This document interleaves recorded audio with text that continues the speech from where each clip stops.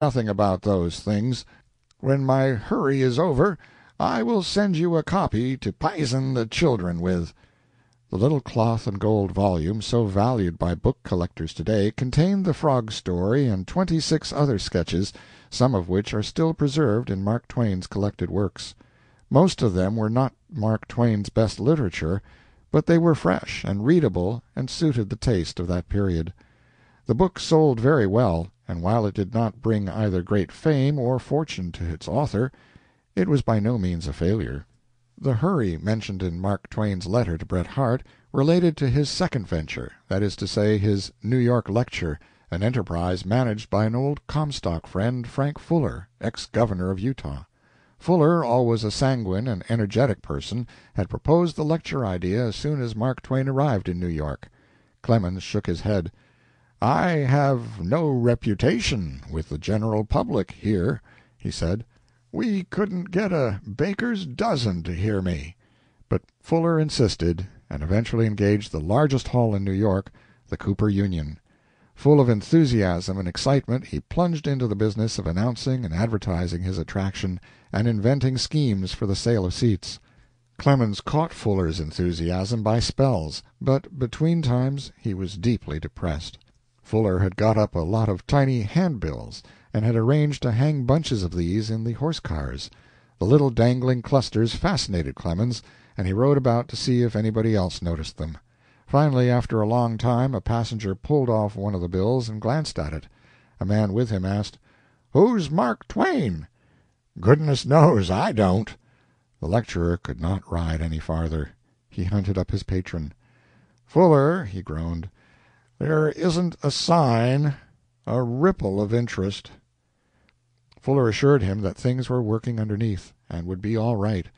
But Clemens wrote home, "Everything looks shady, at least, if not dark," and he added that, after hiring the largest house in New York, he must play against Schuyler Colfax, Ristori, and a double troupe of Japanese jugglers at other places of amusement. When the evening of the lecture approached and only a few tickets had been sold, the lecturer was desperate. "Fuller," he said, "there'll be nobody in Cooper Union that night but you and me. I am on the verge of suicide. I would commit suicide if I had the pluck and the outfit. You must paper the house, Fuller. You must send out a flood of complimentaries." "Very well," said Fuller. "What we want this time is reputation, anyway. Money is secondary. I'll put you before the choicest and most intelligent audience that was ever gathered in New York City."